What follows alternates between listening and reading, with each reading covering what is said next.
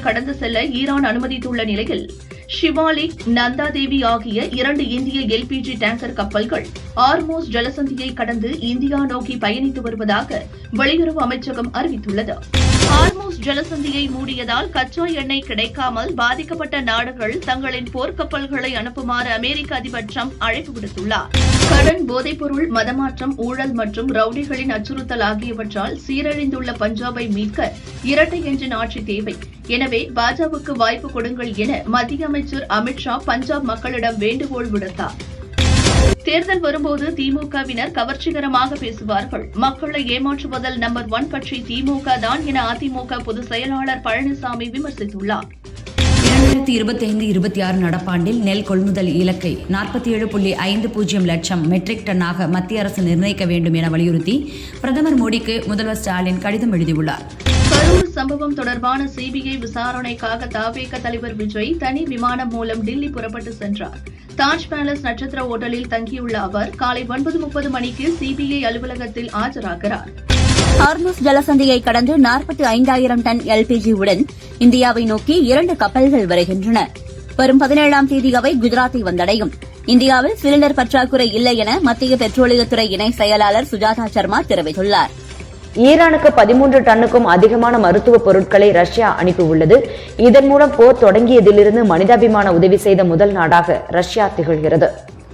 இந்திய பெருங்கடலில் ஈரானின் போர்க்கப்பலை தாக்கி இழித்த அமெரிக்காவுக்கு நிச்சயம் பதிலடி கொடுக்கப்படும் என ஈரான் ராணுவ தலைமை தளபதி அமீர் ஹடாமி தெரிவித்துள்ளார். ரஷ்ய எண்ணெய் விவகாரத்தில் மாத கணக்கில் மிரட்டிக் கொண்டிருந்த அமெரிக்கா தற்போது உலக நாடுகளிடம் கெஞ்சுகிறது என ஈரான் கேலி செய்துள்ளது. நாங்கள் சிந்தும் ஒவ்வொரு துளி ரத்தத்திற்கும் பழி தீர்ப்போம் என அமெரிக்கா மற்றும் இஸ்ரேலுக்கு ஈரான் எச்சரிக்கை விடுத்துள்ளது. ஈராக் தலைநகரான பாக்தாத்தில் உள்ள அமெரிக்க தூதரகம் மீது ஈரான் தாக்குதல் நடத்தியுள்ளது. இது ஒரு ட்ரோன் தாக்குதல் என்று சில பாதுகாப்பு அதிகாரிகள் கூறினாலும் ஏவுகணை மூலம் இந்த தாக்குதல் நடத்தப்பட்டிருக்கலாம் என்றும் சந்தேகிக்கப்படுகிறது. வணிக சிலிண்டர் விற்பனை தடைபட்டுள்ளதால் வியாபாரிகள் நலன் கருதி பெட்ரோல் பங்குகளில் மண்ணெண்ணெய் விற்பனை செய்ய மத்திய அரசு அனுமதி அளித்துள்ளது. தண்ணீர் கேன் போன்ற பாதுகாப்பில்லாத பொருட்களில் பெட்ரோல் விநியோகித்தால் கடும் நடவடிக்கை எடுக்கப்படும் என பெட்ரோல் பங்குகளுக்கு மத்திய பெட்ரோலியத்துறை அமைச்சகம் எச்சரிக்கை விடுத்துள்ளது. ஈரான் போர் பதற்றத்திற்கு இடையே ஜப்பான் கடல் பகுதியில் வடகொரியா பாலிஸ்டிக் ஏவுகணைகளை வீசி சோதனை நடத்தியது பரபரப்பை ஏற்படுத்தியுள்ளது. மேற்கு வங்கத்தில் காட்டாட்சிக்கு எதிரான கவுண்டவுன் துவங்கிவிட்டது. சட்டத்தின் ஆட்சி மீண்டும் உருவாகும். சட்டத்தை மீறுபவர் யாராக இருந்தாலும் தப்ப முடியாது என பிரதமர் மோடி கூறினார். மேற்காசிய போரால் பொதுமக்கள் பாதிப்படையக்கூடாது என தமிழக அரசின் அதிகாரங்களுக்கு உட்பட்ட நடவடிக்கைகளை எடுத்துவிட்டோம். மக்கள் நலனை காக்க மத்திய அரசு என்ன செய்யப் போகிறது என முதல்வர் ஸ்டாலின் கேள்வி எழுப்பியுள்ளார். தொழிற்சாலைகள் எல்பிஜி, சிஎன்ஜிக்கு மாற்றாக மண்ணெண்ணெய், ஆர்டிஎஃப், HSD, பயோமாஸை எரிபொருளாக பயன்படுத்த தமிழக அரசு அனுமதி அளித்துள்ளது. பன்ருட்டி சிறுவர்களுடன் முதல்வர் ஸ்டாலின் ரீல்ஸ் போடுவதோடு மட்டுமில்லாமல் கல்வியிலும் கவனம் செலுத்த வேண்டும் என்று அவர் சொன்ன அறிவுரை இந்த நூற்றாண்டின் ஆகச்சிறந்த நகைச்சுவை என அண்ணாமலை விமர்சித்துள்ளார். தேஜா கூட்டணியில் தாவேகா இணைய உள்ளதாக பரவும் செய்தி குறித்த கேள்விக்கு கூட்டணி குறித்து தாவேகாவிடம் தான் கேட்க வேண்டும். என்டிஏ கூட்டணி பலமாக உள்ளது, யாரையும் எதிர்பார்த்து இல்லை என அண்ணாமலை பதிலளித்தார். ஈரான் மீதான போரினை கைவிடச் செய்ய இந்தியா முன்முயற்சி எடுப்பதே எரிபொருள் சிக்கலில் இருந்து மீள்வதற்கான வழி என நாதக்க தலைமை ஒருங்கிணைப்பாளர் சீமான் கூறியுள்ளார். போரின் தாக்கத்தை குறைக்க மத்திய அரசு முயற்சி செய்து வருகிறது.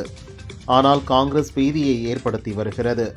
அது பொறுப்பான கட்சியாக செயல்பட தவறிவிட்டது என பிரதமர் மோடி குற்றம் சாட்டியுள்ளார். பஞ்சாப் மாநிலத்தை ஊழல், போதைப்பொருள் குற்றங்களில் ஆம் ஆத்மி அரசு மூழ்கடித்து விட்டதாக மத்திய உள்துறை அமைச்சர் அமித் ஷா தெரிவித்தார். தமிழக காவல்துறை வரலாற்றில் முதல் முறையாக உளவுத்துறைக்கு பெண் டிஜிபி வாலநாக தேவியை நியமித்து தமிழக அரசு உத்தரவிட்டுள்ளது. கரூர் விவகாரத்தில் 41 பேர் பலியான போது ஒரே இரவில் அனைவருக்கும் பிரேத பரிசோதனை செய்ய முடிந்த ஸ்டாலின் மாடல் அரசால் விளாத்திக்குளம் சிறுமிக்கு 4 நாட்கள் ஆகியும் பிரேத பரிசோதனை ஏன் இன்னும் செய்ய முடியவில்லை என அதிமுக கேள்வி எழுப்பியுள்ளது. பெண்கள் மற்றும் குழந்தைகளுக்கு எதிரான குற்றங்களை ஒருபோதும் பொறுத்துக் கொள்ள முடியாது. விளாத்திக்குளம் மாணவியை கொன்ற குற்றவாளிகளை விரைந்து கைது செய்ய வேண்டும் என தமிழக காங்கிரஸ் மேலிட பொறுப்பாளர் கிரீஷ் ஷோடங்கர் கூறினார். தமிழகத்தில் சட்டம் இருக்கு, ஆனால் சட்டம் ஒழுங்கு இல்லை. அறம் சார்ந்த ஆட்சி நடக்கவில்லை. தமிழகத்தில் நிச்சயம் ஆட்சி மாற்றம் தேவை என நாம் தமிழர் கட்சி தலைமை ஒருங்கிணைப்பாளர் சீமான் கூறினார். சட்டசபை தேர்தலில் போட்டியிடும் எண்ணம் 1% கூட எனக்கு இல்லை என கோவில்பட்டியில் மதிமுக பொதுச் செயலர் வைகோ கூறினார். யார் யாருடன் கூட்டணி சேர்ந்தாலும் சரி, புதிதாக உருவான கட்சி பாஜ-அதிமுக கூட்டணிக்கு சென்றாலும் சரி, வரும் தேர்தலில் திமுக கூட்டணிதான் வெற்றி பெறும் என்றார். வளைகுடா நாடுகளில் போர் நிறுத்தம் ஏற்பட்ட பிறகு இந்தியாவில் தேர்தலை நடத்த வேண்டும் என சீமான் கூறினார். கரூர் அருகே ரயில் மோதிய விபத்தில் காயமடைந்து ஹாஸ்பிட்டலில் சிகிச்சை பெற்று வருபவர்களை முன்னாள் அமைச்சர் செந்தில் பாலாஜி, காங்கிரஸ் எம்பி ஜோதிமணி, தவேக மாவட்ட செயலாளர் மதியழகன் உள்ளிட்டோர் நேரில் சந்தித்து ஆறுதல் கூறினர். த்ரிஷா விவகாரத்தில் கட்டிய மனைவி ஒர்த்தில்லை என்று கூறிய தமிழக வெற்றிக் கழக தலைவர் விஜய் மீது தமிழக மக்கள் கோபத்தில் உள்ளனர். அனைத்து தொகுதியிலும் அவரது கட்சி டெபாசிட் கூட வாங்காது என இந்து மக்கள் கட்சி தலைவர் அர்ஜுன் சம்பத் கூறினார். இந்திய பிசினஸ் லீடர் விருதுகள் விழாவில் விளையாட்டிற்காக சிறந்த பங்களிப்பை அளித்த ஐசிசி தலைவர் ஜெய்ஷாவுக்கு மத்திய அமைச்சர் பியூஷ் கோயல் விருது வழங்கி கௌரவித்தார். கடினமாக உழைத்து நாட்டிற்கு பெருமை சேர்த்த இந்திய கிரிக்கெட் வீரர்களுக்கு IBLA விருதை அர்ப்பணிக்கிறேன் என இந்திய பிசினஸ் லீடர் விருதுகள் விழாவில் ஐசிசி தலைவர் ஜெய்ஷா கூறினார். லாஸ் ஏஞ்சல்ஸில் 98வது ஆஸ்கர் விருது வழங்கும் விழா நாளை நடைபெற உள்ளது. மொத்தம் 25 பிரிவுகளின் கீழ் விருதுகள் வழங்கப்படுகின்றன. இது இந்திய நேரப்படி மார்ச் 16 காலை 4:30 மணி முதல் 7:30 மணி வரை நேரலையில் ஒளிபரப்பப்படுகிறது. அதிமுக பொதுச் செயலாளர் பழனிசாமியை பாஜவின் வளர்ச்சிக்காக விமர்சிக்க வேண்டியது காலத்தின் கட்டாயமாக இருந்தது. அவரும் பதிலுக்கு விமர்சித்தார். அரசியலில் அதனை திரும்பி பார்க்க கூடாது என அண்ணாமலை சொன்னார். தமிழகத்தில் அடுத்த முதல்வர் யார் என்று லயோலா கல்லூரி முன்னாள் மாணவர்கள் நடத்திய கருத்து கணிப்பு முதல்வர் ரேஸில் ஸ்டாலினை தொடுந்தூரத்தில் விஜய் இருப்பதாக தகவல் வெளியாகியுள்ளது. 24.77% திமுகவுக்கும் தவேகவுக்கு 23.46% வாக்களித்துள்ளனர். விளாத்திக்குளத்தில் +2 மாணவியை பாலியல் வன்கொடுமை செய்து கொலை செய்த குற்றவாளிகளுக்கு கடுமையான தண்டனை வழங்க வேண்டும் என முதல்வர் ஸ்டாலினை மதிமுக பொதுச் செயலாளர் வைகோ வலியுறுத்தியுள்ளார். கரூரில் தனியார் கல்லூரி பஸ் மீது சரக்கு ரயில் மோதிய சம்பவம் அதிர்ச்சி அளிக்கிறது. ஆளில்லா ரயில்வே கேட்டுகளில் டிரைவர்கள் கவனமாக வாகனங்களை இயக்க வேண்டும் என பாஜ MLA வானதி கூறியுள்ளார். புதுச்சேரி சட்டசபை தேர்தலுக்கான திமுக காங்கிரஸ் தொகுதி பங்கீடு குறித்த பேச்சுவார்த்தை தொடங்கியது. காங்கிரஸ் தரப்பில் வைத்திலிங்கம் MP, முன்னாள் முதல்வர் நாராயணசாமி உள்ளிட்டோர் பங்கேற்றனர். விவசாயிகளுக்கு திமுக அரசு எந்த திட்டத்தையும் செயல்படுத்தவில்லை. சட்டசபை தேர்தலில் திமுகவுக்கு மீண்டும் ஓட்டு போடுவது தற்கொலைக்கு சமம் என விவசாயிகள் சங்கங்களின் ஒருங்கிணைப்பு குழு தலைவர் PR பாண்டியன் கூறினார். கரூர் அருகே ஆளில்லாத ரயில்வே கிராசிங்கை கடந்த தனியார் கல்லூரி பஸ் மீது சரக்கு ரயில் மோதியது. இதில் 24 மாணவர்கள் காயமடைந்தனர். முதல்வர் ஸ்டாலின் ஒரு திட்டத்தை அறிவிப்பார், அதற்கு ஒரு குழுவையும் அமைப்பார். அந்த குழு அப்படியே போய்விடும்.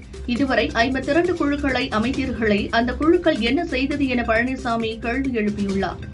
நாம் தமிழர் கட்சியின் தலைமை ஒருங்கிணைப்பாளர் சீமான் சட்டசபை தேர்தலுக்கான பிரச்சாரத்தை கன்னியாகுமரியிலிருந்து விரைவில் துவங்கவுள்ளார். சிலிண்டர் பற்றாக்குறை ஏற்படுமோ என்ற அச்சத்தில் புதிய சிலிண்டருக்காக புக் செய்பவர்களின் எண்ணிக்கை அதிகரித்துள்ளதாக பெட்ரோலிய அமைச்சகம் தெரிவித்துள்ளது. நேற்று 76 லட்சம் பேர் புக்கிங் செய்த நிலையில் இன்று 88 லட்சமாக உயர்ந்துள்ளது. கரூரில் கல்லூரி பஸ் மீது ரயில் மோதிய சம்பவம் தனியார் ரயில் பாதையில் நடந்தது. அது தெற்கு ரயில்வே அதிகார வரம்பில் இல்லை என தெற்கு ரயில்வே விளக்கமளித்துள்ளது. நெல்லை மாவட்டம் மகேந்திரகிரியில் உள்ள இஸ்ரோ வளாகத்தில் LVM-3 ராக்கெட்டுக்கான சக்தி வாய்ந்த CE-20 கிரையோஜெனிக் இன்ஜின் உயர் சக்தி சோதனையை வெற்றிகரமாக நடத்தி இஸ்ரோ விஞ்ஞானிகள் சாதனை படைத்தனர். குழாய் எரிவாயு இணைப்பு வைத்துள்ளவர்கள் வீட்டு உபயோக கேஸ் சிலிண்டர்கள் பெற மத்திய அரசு தடை விதித்துள்ளது. இதனால் டெல்லி, மும்பை, பெங்களூரு, சென்னை உள்ளிட்ட முக்கிய நகரங்களில் சுமார் 1.5 கோடி குடும்பங்கள் பாதிக்கப்படும் அபாயம் ஏற்பட்டுள்ளது. மின்வாரிய ஊழியர்களுக்கு 1/12/2023 பெற்ற ஊதியத்தின் அடிப்படையில் 6% ஊதியம் உயர்த்தப்பட்டுள்ளது. 10 ஆண்டுகள் பணி முடித்த ஊழியர்களுக்கு பணி பலனாக கூடுதலாக 3% ஊதிய உயர்வும், ரூபாய் 3000 முதல் ரூபாய் 7000 வரை சிறப்புப்படி வழங்கவும் தமிழக அரசு உத்தரவிட்டுள்ளது. தமிழகத்தில் கோடை வெயிலின் தாக்கம் அதிகரித்து வரும் நிலையில் கேன் தண்ணீரின் தரம் ஆய்வு செய்யப்படும் என்றும், பாசி பிடித்த அசுத்தமான கேன்களில் தண்ணீர் விற்கும் கடைகளுக்கு ரூபாய் 5000 அபராதம் விதிக்கப்படும் என்றும் தமிழக உணவு பாதுகாப்புத்துறை எச்சரித்துள்ளது. சென்னை சென்ட்ரல் போடிநாயக்கனூர் எக்ஸ்பிரஸ் ரயில் மார்ச் 19 முதல் வாரத்தில் 6 நாட்கள் இயக்கப்படும் என தெற்கு ரயில்வே அறிவித்துள்ளது. இனி சனிக்கிழமை தவிர அனைத்து நாள்களும் இயக்கப்படும் என தெரிவிக்கப்பட்டுள்ளது. இந்திய கிரிக்கெட் வீரர் குல்தீப் யாதவ் தனது காதலி வன்ஷிகாவை உத்தரகாண்ட் முசோரியில் திருமணம் செய்தார். டெல்லி புறப்பட்ட தவேக விஜயை மத்திய தொழில் பாதுகாப்பு படையினர் சோதனை செய்தபோது அவரது கைப்பையில் கத்தரிக்கோல் இருந்ததால் ஏர்போர்ட்டில் தடுத்து நிறுத்தப்பட்டார். சோதனை முடிந்து 20 நிமிடங்கள் தாமதமாகவே தனி விமானத்தில் புறப்பட்டு சென்றார். திமுக கூட்டணி 200க்கும் மேற்பட்ட இடங்களில் வெற்றி பெற ஒன்றிணைந்து பணியாற்றுவோம். காங்கிரஸ் போட்டியிடும் 28 தொகுதிகளிலும் வெற்றி பெற்று 28 காங்கிரஸ் எம்எல்ஏக்களை சட்டசபைக்கு அனுப்புவது எங்கள் தெளிவான இலக்கு என காங்கிரஸ் எம்பி மாணிக்கம் தாகூர் கூறியுள்ளார். டியூட்டிகோரின் என்று இருந்த தூத்துக்குடி விமான நிலையத்தின் பெயரை ஆங்கிலத்தில் தூத்துக்குடி ஏர்போர்ட் என்று தமிழ் மொழிக்கு ஏற்றவாறு அதிகாரப்பூர்வமாக மாற்றி மத்திய சிவில் போக்குவரத்து அமைச்சர் ராம்மோகன் நாயுடு அறிவித்துள்ளார். தமிழகத்தில் மொத்தம் உள்ள 29,418 நடுநிலைப் பள்ளி தொடக்கப் பள்ளிகளில் 1,00,000 வகுப்புகளுக்கு ஆசிரியர்கள் இல்லை என குற்றம் சாட்டிய பாமக தலைவர் அன்புமணி, இன்ஸ்டாகிராமில் ரீல்ஸ் போட்ட சிறுவர்கள் தேவாவும் ஜீவாவும் ஆசிரியர்களே இல்லாமல் எப்படி படிப்பார்கள் என முதல்வர் ஸ்டாலினுக்கு கேள்வி எழுப்பியுள்ளார். தற்போது திமுகவே அதிமுகவின் பி டீமாக மாறியிருக்கிறது. அங்கிருப்பவர்களில் பெரும்பாலானோர் ஏற்கனவே அதிமுகவில் இருந்தவர்கள்தான் என அதிமுக எம்பி தம்பிதுரை கூறினார். தமிழகத்தில் ஸ்டார்ட் அப் நிறுவனங்களின் எண்ணிக்கை 13,000ஆக அதிகரித்துள்ளது. பெரும் நிறுவனங்கள் மட்டுமின்றி ஸ்டார்ட் அப் நிறுவனங்களை தொடங்குவதில் முதன்மை மாநிலமாக தமிழகம் திகழ்கிறது என அமைச்சர் TRB ராஜா தெரிவித்தார். மலையையும் மண்ணையும் மக்களையும் காக்கவே காரைக்குடியில் போட்டியிடுகிறேன். பணம் கொடுக்காமலேயே எங்களின் வாக்கு வங்கி அதிகரித்து வருகிறது என நாம் தமிழர் கட்சி தலைமை ஒருங்கிணைப்பாளர் சீமான் தெரிவித்துள்ளார். அண்ணா பல்கலைக்கழக விவகாரத்தில் ஞானசேகரனை சுட்டிருந்தால் விளாத்திக்குளம் போன்ற சம்பவங்கள் நிகழ்ந்திருக்காது. தினந்தோறும் கொலை, கொள்ளை என கேடுகட்ட ஆட்சி நிலவுவதாக முன்னாள் அமைச்சர் MC சம்பத் விமர்சித்தார். மயிலாடுதுறை மாவட்டம் மணக்குடியில் ரூபாய் 29.01 கோடி மதிப்பீட்டில் புதிய பெருந்தலைவர் காமராஜர் பேருந்து நிலையம் இன்று திறந்து வைத்திருப்பது மகிழ்ச்சி அளிக்கிறது என்று செல்வ பெருந்தகை தெரிவித்தார். திமுக ஆட்சியில் விவசாயிகள் தற்கொலை என்பது முற்றிலும் தடுக்கப்பட்டுள்ளதாகவும் தமிழகத்தில் உள்ள 6.65 கோடி விவசாயிகள் அரசின் வெவ்வேறு திட்டங்கள் மூலம் பயனடைந்துள்ளதாக வேளாண் துறை அமைச்சர் பன்னீர்செல்வம் தெரிவித்தார். சட்டசபை தேர்தலை ஒட்டி திமுக துணை பொதுச் செயலாளர் கனிமொழி தலைமையிலான தேர்தல் அறிக்கை குழு அண்ணா அறிவாலயத்தில் ஆலோசனை நடத்தியது. தேர்தல் அறிக்கையை இறுதி செய்து அடுத்த வாரம் முதல்வரிடம் வழங்க திட்டமிட்டுள்ளது. தேர்தல் வருவதால் பிரதமரும் அமித்ஷாவும் இனி அடிக்கடி தமிழகம் வருவார்கள். பிரதமருக்கு பிடிக்காது என்பதால் மதுரை மாநாட்டில் ஈவேரா படத்தை நீக்கினார்கள். திருச்சியில் EPS படத்தையே எடுத்துவிட்டார்கள். அந்த நிலைமையில்தான் EPS இருக்கிறார் என உதயநிதி விமர்சித்துள்ளார். பாலியல் வன்கொடுமைக்கு எதிராக முதல்வர் கடுமையான நடவடிக்கை எடுத்து வருகிறார். முன்பை விட தற்போது பாலியல் குற்றங்கள் குறைந்திருப்பதாக உள்துறை செயலாளர் சொல்லியிருக்கிறார் என அமைச்சர் முத்துசாமி கூறியுள்ளார். CBI மூலம் மிரட்டி விஜயை கூட்டணிக்கு வர வைப்பதாக எதிர்க்கட்சிகள் பொய் பேசுகின்றன. தேசிய ஜனநாயக கூட்டணிக்கு விஜய் வருவாரா என்பது பற்றி எனக்கு எதுவும் தெரியாது என நயினார் நாகேந்திரன் கூறினார். அரசு ஆஸ்பத்திரிகளில் இதுவரை சிலிண்டர் தட்டுப்பாடு இல்லை. அதேபோல் விடுதியில் தங்கி பயிலும் மாணவ மாணவியர்களுக்கும் எந்தவிதமான உணவு தட்டுப்பாடு பிரச்சினையும் ஏற்படவில்லை என அமைச்சர் மா சுப்பிரமணியன் சொன்னார். தேஜா கூட்டணியில் தாவேகா இணைய உள்ளதாக செய்திகள் பரவும் நிலையில் தாவேகா சார்பாக வரும் அதிகாரப்பூர்வமான அறிவிப்புகளை மட்டுமே கருத்தில் கொள்ளவும் என தாவேகா நிர்வாகி நிர்மல்குமார் கூறியுள்ளார். தமிழகத்தில் சிலிண்டர் தேவை மற்றும் கையிருப்பு தொடர்பாக அதிகாரிகளுடன் முதல்வர் ஸ்டாலின் ஆலோசனை மேற்கொண்டார். தலைமைச் செயலகத்தில் நடந்த இந்த ஆலோசனைக் கூட்டத்தில் முக்கிய அதிகாரிகள் பங்கேற்றனர். திடீரென உருவாகும் கட்சிகள் காலப்போக்கில் தானாகவே செல்லா காசாகிவிடும். நமக்கான இலக்கை அடையும் நேரம் நெருங்கிவிட்டது என TTV தினகரன் கூறியுள்ளார். காங்கிரசுக்கு கூடுதல் இடங்கள் கொடுக்க முடியும் போது எங்களுக்கு இல்லை என்பது நியாயமில்லை என CPM மாநில செயலாளர் சண்முகம் கூறியுள்ளார். அனைவருக்கும் சொந்தமான இயக்கமாக இருந்த அண்ணா திமுகவை தற்போது குறிப்பிட்ட சமூகத்தைச் சேர்ந்த கட்சியாக மாற்றிவிட்டது அதிமுகவுக்கு எடப்பாடி பழனிசாமி செய்த துரோகம் என OPS விமர்சித்தார். மார்ச் மாதத்தில் மகளிர் தின விழா கொண்டாட்டங்கள் நிறைந்திருக்கும் வேளையில் பாலியல் வன்கொடுமை செய்திகளும் பெண்கள் மீதான அத்துமீறல் சம்பவங்களும் அதிகரித்து தமிழகத்தை நாசக்காடாக்கியதுதான் திமுக அரசின் சாதனையா என பாஜக MLA வானதி கேள்வி எழுப்பியுள்ளார். தமிழக பெண்கள் பொதுவெளியில் சுதந்திரமாக நடமாடுவதற்கே அச்சப்படும் சூழலை உருவாக்கி அவர்களின் பாதுகாப்பை உறுதிப்படுத்த தவறவிட்டுவிட்டு தன்னைத்தானே புகழ்ந்து பேசிக் கொள்வதற்கு ஸ்டாலினுக்கு கொஞ்சம் கூட கூசவில்லையா என அதிமுக கேள்வி எழுப்பியுள்ளது. சட்டசபை தேர்தலை முன்னிட்டு கூட்டணி கட்சிகளுடனான தொகுதி பங்கீடு பேச்சுவார்த்தையை வரும் 16ஆம் தேதி அதிகாரப்பூர்வமாக அதிமுக துவங்க உள்ளதாக தகவல் வெளியாகியுள்ளது. இந்தியாவில் இலக்கியத்துக்கு வழங்கப்படும் உயரிய விருதான ஞானபீட விருது கவிஞர் வைரமுத்துவுக்கு வழங்கப்பட உள்ளதாக அறிவிக்கப்பட்டுள்ளது.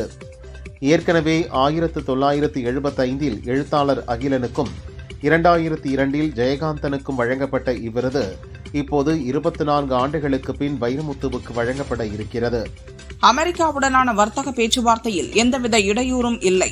பரஸ்பர நன்மை தரும் வர்த்தக ஒப்பந்தத்துக்காக இருதரப்பும் தொடர்ந்து பேச்சுவார்த்தை நடத்தி வருகின்றன என மத்திய அரசு விளக்கம் அளித்துள்ளது. மேற்காசியாவில் நிலவும் போர் காரணமாக இந்தியாவில் உள்ள வெளிநாட்டினருக்கு 30 நாட்களுக்கு விசா நீட்டிக்கப்பட்டுள்ளது. கூடுதல் நாட்கள் தங்கியிருப்பதற்கான அபராதமும் தள்ளுபடி செய்யப்பட்டுள்ளது. வளைகுடா நாடுகளுக்கு 80 விமானங்களை இயக்க ஏர் இண்டியா மற்றும் ஏர் இண்டியா எக்ஸ்பிரஸ் விமான நிறுவனங்கள் திட்டமிட்டுள்ளது. மேற்காசியாவில் சிக்கி தவிப்பவர்களை தாயகம் அழைத்து வர இந்த சிறப்பு விமானங்கள் இயக்கப்படுவதாக தெரிவிக்கப்பட்டுள்ளது. ஹார்முஸ் ஜலசந்தியில் காத்திருக்கும் இந்தியாவுக்கான 8 எரிவாயு டேங்கர் கப்பல்களை பத்திரமாக இந்தியாவுக்கு அனுப்புவது குறித்து ஈரான் வெளியுறவு அமைச்சருடன் மத்திய வெளியுறவு அமைச்சர் ஜெய்சங்கர் பேச்சுவார்த்தை நடத்தி வருகிறார். T20 உலக கோப்பையுடன் இந்திய கிரிக்கெட் அணியின் தலைமை பயிற்சியாளர் கௌதம் கம்பீர், கேப்டன் சூரியகுமார் ஆகியோர் மும்பை சித்தி விநாயகர் கோயிலில் வழிபாடு நடத்தினர். காஞ்சி காமகோடி பீடத்தின் 70வது மடாதிபதி விஜயேந்திர சரஸ்வதி சுவாமிகளின் ஜெயந்தி மகோத்சவம் காஞ்சிபுரத்தில் நடந்தது. விழாவில் ஸ்ரீ விஜயேந்திர சுவாமிகளுக்கு ஸ்ரீ சத்ய சந்திரசேகர சரஸ்வதி சுவாமிகள் புஷ்பாஞ்சலி மற்றும் பாத பூஜை செய்தார். சனிப்பெயர்ச்சி முடிந்து 2வது சனிக்கிழமையான இன்று திருநள்ளாறு சனீஸ்வர பகவான் கோயிலில் திரளான பக்தர்கள் குவிந்தனர். நளன் குளத்தில் புனித நீராடி 3 மணி நேரத்திற்கு மேலாக காத்திருந்து சுவாமி தரிசனம் செய்தனர். எரிபொருள் விலை உயர்ந்ததைத் தொடர்ந்து விமான சேவை கட்டணத்தை உயர்த்துவதாக ஆகாசா ஏர் நிறுவனம் அறிவித்துள்ளது. விமான டிக்கெட்டுகளின் விலை ரூபாய் 199 முதல் 1300 வரை அதிகரிக்கிறது. சென்னை சைதாப்பேட்டை தொகுதிக்குட்பட்ட 105 கர்ப்பிணி பெண்களுக்கு சமுதாய வளைகாப்பு விழா நடைபெற்றது. விழாவில் அமைச்சர் மா சுப்பிரமணியன் கலந்து கொண்டு உணவு பரிமாறினார். தமிழகத்தில் ரேஷன் கடைகள் மூலம் இந்த மாதம் கூடுதலாக 3228 லிட்டர் மண்ணெண்ணெய் வழங்கப்படும் என தமிழக அரசு அறிவித்துள்ளது. மதுரை விமான நிலையத்தை சர்வதேச விமான நிலையமாக மாற்றி மத்திய அரசு அரசாணை வெளியிட்டுள்ளது. இனி மதுரையில் இருந்து வெளிநாடுகளுக்கு நேரடி விமான சேவை துவங்கப்படும் என தெரிவிக்கப்பட்டுள்ளது. மானாமதுரையில் விசாரணை கைதி ஆகாஷ் பலியான விவகாரத்தில் மானாமதுரை இன்ஸ்பெக்டர் குமரவேல் பாண்டியனை திருநெல்வேலி சரகத்திற்கு இடமாற்றம் செய்து தென்மண்டல ஐஜி விஜேந்திர பிதாரி நடவடிக்கை எடுத்துள்ளார்.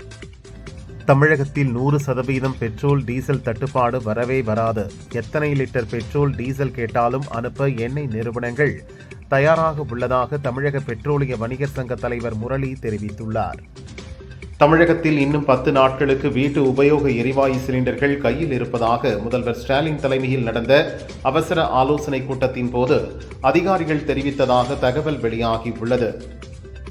சிலிண்டர் தட்டுப்பாட்டை பயன்படுத்தி திருப்பூர் மாவட்டம் பல்லடத்தில் வணிக சிலிண்டரை பதுக்கி ரூபாய் 4000க்கு விற்பனை செய்த தனியார் கேஸ் ஏஜென்சிக்கு சீல் வைக்கப்பட்டுள்ளது.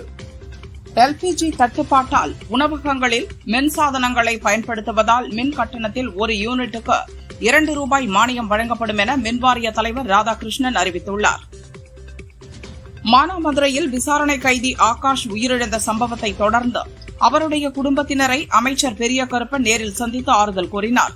அரசு சார்பில் 7,05,000 ரூபாய் நிதி உதவியை வழங்கினார். வெள்ளி விலை 10 ரூபாய் குறைந்து 1 கிராம் வெள்ளி 280 ரூபாய்க்கும், பார் வெள்ளி 2,80,000 ரூபாய்க்கும் விற்பனை செய்யப்படுகிறது. பெட்ரோல் பங்குகளில் நிலவும் செயற்கை தட்டுப்பாடு, வாகன ஓட்டிகளின் கூட்ட நெரிசலை கருத்தில் கொண்டு பங்குகளுக்கு போலீஸ் பாதுகாப்பு வழங்க கோரி டிஜிபிக்கு தமிழ்நாடு பெட்ரோலிய விற்பனையாளர்கள் சங்கம் கடிதம் எழுதியுள்ளது. சென்னை மாதவரத்தில் ஒப்பந்தப்படி வீடுகளை ஒப்படைக்காத வழக்கில் சுதீஷ் மீது புதிதாக புகார்களை பதிவு செய்ய ரெரா எனப்படும் ரியல் எஸ்டேட் ஆணையம் அனுமதி வழங்கியுள்ளது. ஈரான் போரால் உலர்பழங்கள் விற்பனை பாதிக்கப்பட்டுள்ளது. துருக்கி, ஆப்கானிஸ்தான் மற்றும் வளைகுடா நாடுகளிலிருந்து வரத்து குறைந்ததால் உலர்பழங்கள் விலை அதிகரித்துள்ளது. பேரளம் காரைக்கால் அகல ரயில் பாதையில் மே 20ஆம் தேதி முதல் பயணிகள் ரயில்கள் ஓட துவங்கும் என தெற்கு ரயில்வே அறிவித்துள்ளது. சென்னையில் இன்று 22 கேரட் ஆபரண தங்கத்தின் விலை சவரனுக்கு 1120 ரூபாய் குறைந்து 1,18,080 ரூபாய்க்கு விற்பனை செய்யப்படுகிறது. கிராமுக்கு 140 ரூபாய் குறைந்து 14,760 ரூபாய்க்கு விற்பனை செய்யப்படுகிறது. இன்ஸ்டாகிராமிலிருந்து என்-டு-என் என்கிரிப்ஷன் அம்சங்களை நீக்குவதாக மெட்டா நிறுவனம் அறிவித்துள்ளது. மே 8ஆம் தேதி முதல் புதிய நடைமுறை அமலுக்கு வரும் என்றும் அறிவித்துள்ளது. ரீல்ஸ் எல்லாம் நல்லா போடுறீங்க, அதே போல உங்கள் படிப்பிலும் கவனம் செலுத்தணும் என பன்ருட்டியைச் சேர்ந்த குட்டி இன்ஸ்டா பிரபலங்களுக்கு முதல்வர் ஸ்டாலின் அட்வைஸ் வழங்கினார். சென்னை வேளச்சேரி பரங்கிமலை இடையிலான பறக்கும் ரயில் சேவை இன்று முதல் தொடங்கியது. அதிகாலை இயக்கப்பட்ட முதல் ரயிலில் பொதுமக்கள் ஆர்வத்துடன் பயணம் செய்தனர். அமெரிக்காவில் சட்டவிரோதமாக தங்கியிருந்த இந்தியர்கள் 11 பேர் கொள்ளை நாடகம் நடத்தி U1 விசா பெற முயன்றதாக கைது செய்யப்பட்டுள்ளனர். அண்டை நாடுகள் மீது நடத்தி வரும் தாக்குதலை ஈரான் கைவிட வேண்டும் என்று பாலஸ்தீனத்தை மையமாக கொண்டு செயல்படும் ஹமாஸ் பயங்கரவாத அமைப்பு கோரிக்கை விடுத்துள்ளது. பாகிஸ்தானில் பயங்கரவாதிகள் சாலையோரம் வைத்த சக்தி வாய்ந்த குண்டு வெடித்ததில் ரோந்து பணியில் ஈடுபட்டிருந்த 7 போலீசார் உயிரிழந்தனர். போர் எவ்வளவு காலம் நீடிக்கக்கூடும் என்ற கேள்விக்கு அதை என்னால் உங்களிடம் சொல்ல இயலாது. அதை தெரிந்து கொள்வதால் என்ன பயன் இருக்கப் போகிறது என அமெரிக்க அதிபர் ட்ரம்ப் பதிலளித்துள்ளார். மத்திய கிழக்கு வரலாற்றில் மிகவும் சக்தி வாய்ந்த தாக்குதலாக ஈரானின் கார் தீவில் அமெரிக்கா குண்டுவீச்சு நடத்தியது என அமெரிக்க அதிபர் ட்ரம்ப் தகவல் தெரிவித்துள்ளார்.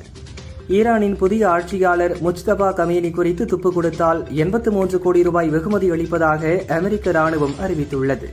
போர் சூழல் காரணமாக ஈரானியர்களுக்கு வருகை விசாவை நேபாள அரசு ரத்து செய்துள்ளது. கார் தீவில் உள்ள எண்ணெய் உள்கட்டமைப்புகள் மீது எந்த தாக்குதலும் நடத்தவில்லை. அடுத்த கட்டமாக அதில் தாக்குதல் நடத்த நேரிடும் என ஈரானின் கார் தீவில் நடத்தப்பட்ட தாக்குதல் குறித்து அமெரிக்க அதிபர் ட்ரம்ப் தெரிவித்துள்ளார். மேற்காசிய போரில் உயிரிழந்த இந்தியர்களின் எண்ணிக்கை 5ஆக உயர்ந்துள்ளது. போரில் ஏற்கனவே 3 பேர் உயிரிழந்த நிலையில் ஓமன் மீது நடத்தப்பட்ட ட்ரோன் தாக்குதலில் மேலும் 2 பலியாகியுள்ளனர். சென்னை சூப்பர் கிங்ஸ் அணியின் ரோட் 26 நிகழ்ச்சி மார்ச் 22ஆம் தேதி சேப்பாக்கம் மைதானத்தில் நடைபெறும் என அறிவிக்கப்பட்டுள்ளது. CSK வீரர்கள் பயிற்சியின் போது A.R. ரஹ்மான் இசை கச்சேரியும் நடக்கவுள்ளது. தமிழை தன் கவித்திறத்தால் ஆளும் வைரமுத்துவிற்கு ஞானபீட விருது வழங்கியிருப்பது மகிழ்ச்சி அளிக்கிறது. கருணாநிதி இருந்திருந்தால் உச்சி முகர்ந்து பாராட்டியிருப்பார். அவரிடத்தில் நான் என்று வாழ்த்துகிறேன் என முதல்வர் ஸ்டாலின் பாராட்டினார். ராகவா லாரன்ஸ், சரத்குமார், ராய் லட்சுமி, கோவை சரளா மற்றும் பலர் நடிப்பில் 2011ஆம் ஆண்டு வெளியான படம் காஞ்சனா. 15 ஆண்டுகளுக்கு பிறகு இப்படம் தமிழ், தெலுங்கில் ரீரிலீஸ் செய்யப்பட்டது. தெலுங்கில் மட்டுமே இப்படம் முதல் நாளில் 3 கோடி வசூலை கடந்துள்ளது. புதிய படங்களை விடவும் இந்த படம் நல்ல வசூலை கொடுத்துள்ளது. வெங்கி அட்லூரி இயக்கத்தில் சூர்யா நடித்துள்ள விஸ்வநாத் அண்ட் சன்ஸ் திரைப்படத்தின் டீசர் வரும் மார்ச் 16ஆம் தேதி மாலை வெளியாகும் என படக்குழு அறிவித்துள்ளது. தமிழ் திரைப்பட தயாரிப்பாளர்கள், விநியோகஸ்தர்கள், தியேட்டர் உரிமையாளர்கள், சங்க நிர்வாகிகள் ஆலோசனைக் கூட்டம் சென்னையில் நடைபெற்றது. இதில் பல்வேறு முக்கியமான விஷயங்கள் ஆலோசிக்கப்பட்டன. செய்தியாளர்களிடம் பேசிய தயாரிப்பாளர் சங்க தலைவர் தமிழ்குமரன், இனி படம் வெளியான பின் 8 வாரங்களுக்கு பின்னரே OTT-யில் வெளியிட வேண்டும். நடிகர்கள் இனி வியாபாரத்தில் லாபத்தில் பங்கு என்ற முறையில் சம்பளம் ஒப்பந்தம் செய்ய வேண்டும். OTT-யால் நிறைய பிரச்சினை. சினிமாவில் நடிப்பவர்கள் OTT-யில் நடிக்கக்கூடாது என்றும் முடிவெடுத்துள்ளோம். இதை மீறுபவர்கள் மீது கடும் நடவடிக்கை எடுக்கவும் இந்த குழு முடிவு செய்துள்ளது என்றார். ஹிந்தியில் காக்டெயில் 2 என்ற படத்தில் நடித்துள்ளார் ராஷ்மிகா. முதல் பாகத்தை இயக்கிய ஹோமி அடஜானியா இதை இயக்கியுள்ளார். ஷாகித் கபூர், கீர்த்தி சனோன் ஆகியோரும் முக்கிய வேடத்தில் நடித்துள்ளனர். இதன் படப்பிடிப்பு முடிந்து மற்ற பணிகள் நடக்கின்றன. மார்ச் 18 டீசர் வெளியாகும் சூழலில் ஜூன் 19 படம் ரிலீஸ் என அறிவித்துள்ளனர். திருமணத்துக்கு பின் ராஷ்மிகா நடிப்பில் வெளியாகும் படம் இதுவாகும். மறைந்த முன்னாள் முதல்வரும் நடிகருமான எம்ஜிஆர் பற்றி தெலுங்கு நடிகர் ராஜேந்திர பிரசாத் சில தினங்களுக்கு முன்பு நடந்த நிகழ்ச்சி ஒன்றில் அவதூறாக பேசினார். இது சர்ச்சையாக பலரும் அவருக்கு கண்டனம் தெரிவித்தனர். இந்நிலையில் ராஜேந்திர பிரசாத் வெளியிட்ட வீடியோவில் தமிழ் சினிமாவின் கடவுள் போன்ற எம்ஜிஆர் பற்றி ஜாலியாக பேசியதை சிலர் வேண்டுமென்றே பெரிதுபடுத்திவிட்டனர். அவரை தவறாக பேசும் அளவிற்கு எனக்கு தைரியம் இல்லை. என்னை மன்னித்து விடுங்கள். என் வாழ்வில் இனி எப்போதும் அதுபோன்று பேச மாட்டேன் என தெரிவித்துள்ளார். நடிகை சுபிக்ஷா தற்போது 3 படங்களில் நடிக்கிறார்.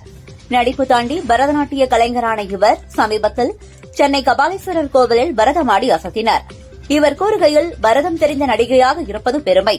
படங்களில் மட்டுமல்ல, நிஜ வாழ்வில் எனக்கு பரதம் உதவுகிறது. மக்களின் நேரடி பார்வைகள் என் கலையை சமர்ப்பிக்க எப்போதும் தயங்கியது இல்லை. இதையே அதிகம் விரும்புகிறேன் என்றார். திருவாரூர் அருகே பிரசித்தி பெற்ற திருக்கொல்லிக்காடு பொங்கு சனீஸ்வரர் கோவிலில் நடிகர் யோகி பாபு சாமி தரிசனம் செய்தார். விக்ரம் பிரபு நடித்த திரைப்படத்தின் 75ஆம் நாள் கொண்டாட்டம் நடைபெற்றது. இதில் பேசிய அவர், எனது கேரியரில் முக்கியமான படம் இது. பெரிய குடும்பத்து பையன், சிவாஜி பேரன், பிரபு மகன் என்று என்னை விட்டு இயக்குநர்கள் ஒதுங்கினார்கள். குறைவான படங்களில் நடித்திருக்கிறேன். ஆனாலும் திருப்தியாக, மகிழ்ச்சியாக இருக்கிறேன். எனது கதை தேர்வு, நடிப்பு எதிலும் குடும்பம் தலையிடுவதில்லை. ஆனாலும் குடும்ப பெருமை என்னை துரத்திக் கொண்டே இருக்கிறது. கடுமையாக உழைக்கணும், பொறுமையாக காத்திருக்கணும் என்பதை வழியாக கொண்டு பயணிக்கிறேன் என்றார். ஞானபீடம் விருது பெறும் கவிஞர் வைரமுத்துவுக்கு நடிகர் கமல்ஹாசன் வாழ்த்து தெரிவித்துள்ளார். கவிச்சொற்களோடு என் செவிகள் விழுந்து இதயம் நுழைந்து நட்பில் கலந்த நண்பர் பெரும் பெருமையை சேர்த்திருக்கிறார் என நிகழ்ந்துள்ளார்.